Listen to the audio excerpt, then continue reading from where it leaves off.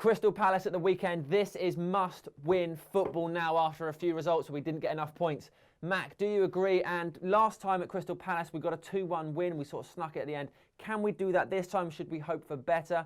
What's realistic? What do you want to happen? I think if we go out there and we beat Crystal Palace, then we can look at the run of fixtures that we've just had a lot more positively than if we go out there and we draw or we lose. Because I think away games against Everton, Arsenal, a trip to Moscow, home game against Manchester City, away against Palace, it's not an easy run.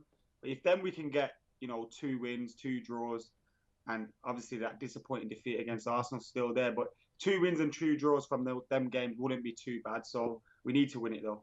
Okay. Gaz, do you agree? What do you think? I don't necessarily think that it's a must-win.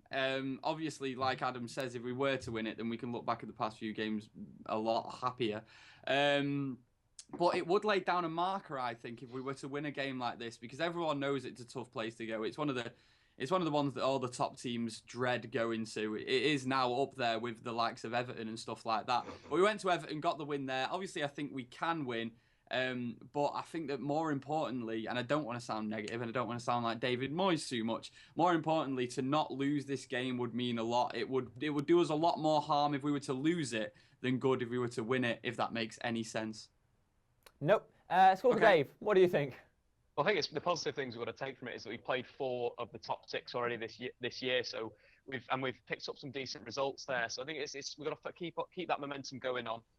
Under LVG, we've looked really good against the big boys. It's just the smaller teams that we need to beat. Obviously, we beat Palace last year. Ashley Young was absolutely brilliant in that game. We just need to continue this run going on, keep it ticking over. Maybe play a little bit more on the counter attack against Palace.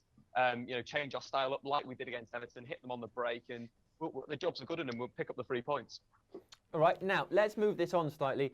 Let's talk about the man that everybody on earth is talking about. Should he be Manchester United's captain? Should he be playing every minute of every game? No. Should he be able to be subbed off? Should he? You don't get to pick the questions, Gaz. Adam, where do you stand on the continued lifelong debate surrounding Wayne Rooney?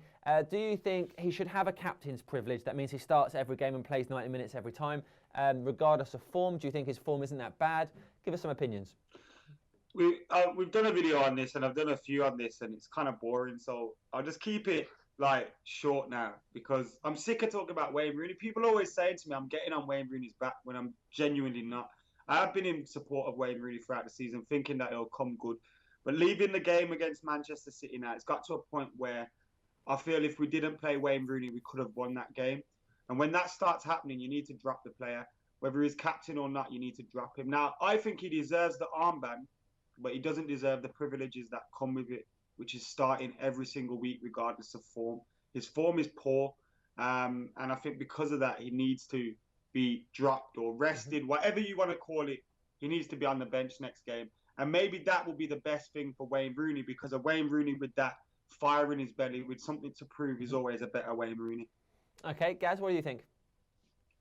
This is weird because it's actually, I think this is the first time this weekend where I actually genuinely think that Rooney will get dropped. I don't think he's going to start, and that's not me wanting that to happen. I just don't think it's going to happen.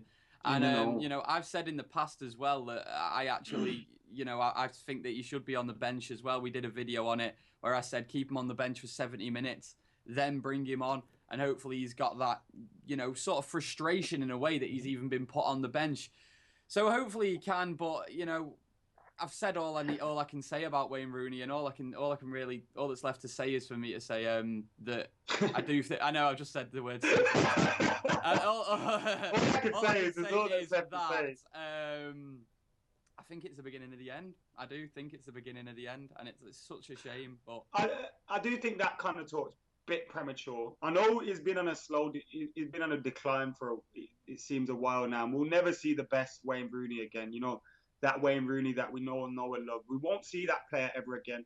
But I don't think he can't bring anything to the team anymore. I still think he can provide a role. He can have a role in this team and bring goals to the team.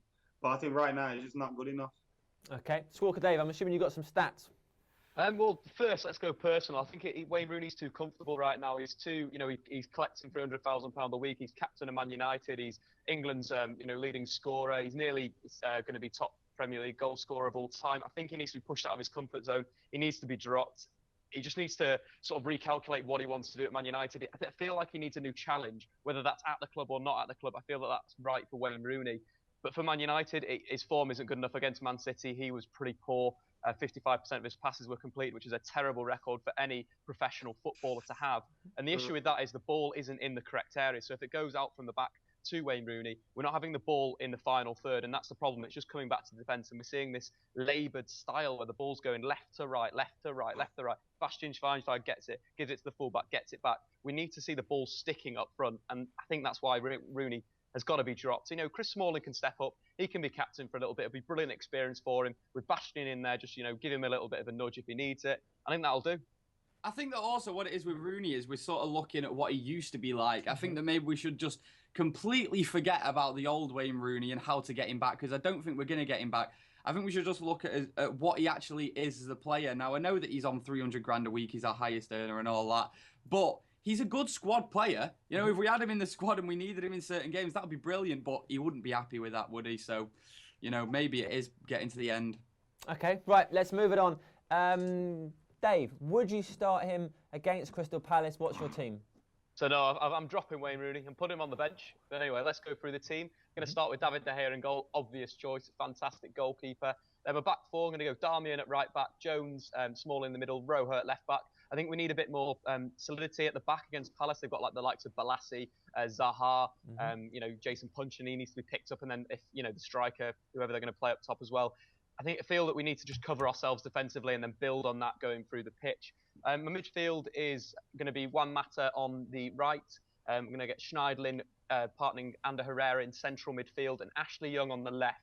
Mentioned before, Ashley Young was absolutely fantastic against Palace net last season. Really gave Joel Ward a whole host of problems on the left. Got the assist for the goal that won the game. And I think that he's going to be up against Martin Kelly, ex-Liverpool player, because Joe Ward's out injured. So that could be a real moment where United get the ball wide left, get it to Ashley Young, get him to take him on over and over again. And we could get some real results there. And then my front two, well, I'm going to go for one player off another player. So I would like to see Martial up front with Memphis Depay in behind. Ooh. I think that we need a bit of a change. Our attack is a little bit too pedestrian. It's too slow. There's no change of pace. There's not enough movement. Looking at the stats, United in terms of chance creation are ranked 16th in the Premier League, which is pretty awful. Only Newcastle, Stoke, Sunderland and West Brom have created fewer chances. And for me, that's a little bit of the issue with the movement up front when Wayne Rooney's up there. So I think we need Memphis in there running in behind, drifting left, drifting right, creating chances, having shots on goal. And I feel this like front two, this partnership, Memphis and Martial, could really blossom into something brilliant. And I think if we start now, get it going and see what happens. I enjoyed that. Was passionate. Gaz, we're creating less chances than Aston Villa. What team are you sending out to fix that problem? Tell you what, Memphis behind Martial sounds a bit fit, doesn't it? Quite like the sound of that. I didn't even think of that. Anyway, right, so this is the team that I've put. The only problem is all the newspapers and all the top lad football banter boys would be like, oh, you know what, I've got Eminem up front. Oh. And then I'd have to shoot myself. Go on, Gaz, what's your team? I'd already see the t-shirt. If the United fans did it, I'd sell my season ticket. Anyway, my team, Dave in goal, Darmian right back, Smalling Jones centre half with Rojo as the left back, dropping Valencia. Had a really good game against City, but I don't know whether he's okay from that injury. But let's face it, in general, he's not very good. He just had a very good day. The centre mids, Bastian and Schneidlin. Mata on the right, Memphis on the left, and Herrera playing behind Martial. But I do quite like Squawker Dave's idea of Memphis behind Martial. Okay, Adam, back for pick the teams. Going to get your ass handed to you later. But right now, what do you think of those teams? How did I do? Thanks to help of Gas. How did I do? We're long winning, season. Gas. Long season. Did I win twice? No, I drew the first time. You drew first and then won one. No, there's a long season. Anyway, Adam, what do you think of those teams? I like them, but I do like the idea of Memphis and Martial up top. Wayne Rooney himself has been talking about how they could come on and play together and blossom together the same way Rooney and Ronaldo did when they first burst onto the scene. Now, they're obviously completely different players to that, but you could hope they could build a chemistry together, similar age, so they can kind of take the pressure off each other as well. Memphis is under an awful lot of pressure at the moment. Martial looks like pressure doesn't bother him. And maybe they can be good for each other. Whether Louis van Gaal will start them both up front, I don't know. But I do get the feeling as well, same as Gaz, that Mr. Wayne Rooney is going to be on the bench. Okay. Right, Squawker Dave, before we get some actual facts and things that will inform us, let's get some random opinion from two people who probably don't know quite so much. Gaz and Adam, who are going to cause us problems at Crystal Palace? I like Balassi. They've obviously got Johan Kabay in there, who has been a fantastic signing for them. And I think he sits there and he kind of brings in the wingers and the striker very well. And with his passing ability, if Zaha and Balassi are playing, then they'll be a handful. And Jedinak as well, I like him. Okay. Gaz, anyone you want to add? A lot of beards, isn't there?